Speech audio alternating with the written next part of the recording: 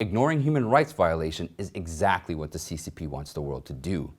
If we could all come to a sober realization of the level of barbarity being done to people in China, this awareness alone could add pressure to the ferocious and malevolent regime. On February 3rd, BBC reported that Tursunay Ziawudun, a native of Xinjiang, was detained for 9 months in an internment camp. She revealed the hellish situation there. Women were taken out of their cells every night and raped by one or more masked officers dressed in suits. Ziawudun is a victim herself, and she didn't want to talk about it until it was necessary to reveal this disgusting truth. She said some of the women were taken away and never returned, and the officers threatened them not to tell anyone. All they could do in the camps was to be silently tortured. Many of them who were tortured had mental breakdowns. The report also mentioned a horrific case. Chinese Communist police officers asked one victim to help persecute another.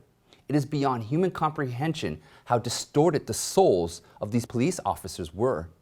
A Kazakh woman named Qelbinur was forced to strip another Uyghur woman in the camp and then handcuffed her. Another Uzbek woman, Qelbinur Sedik, revealed that she was teaching Chinese in the camp. During teaching, she could hear the screams of women being tortured outside. Some of the screams were from the police officers inserting electrified shock wands into the woman's genital tracts. The screams could be heard throughout the building. The Chinese Communist authorities will never allow unauthorized media or individuals to report these things. Foreign media will be pressured if they attempt to reveal the issues.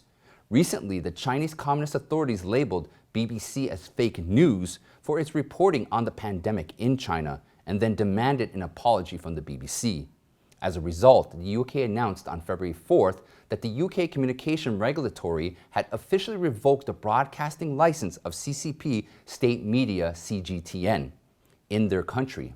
In fact, this decision was already foreshadowed, so the CCP demanded for an apology from BBC was seen as a retaliation. These tragic stories are just the tip of the iceberg under the Chinese Communist rule. In Xinjiang, Tibet, and all over China, such things take place all the time.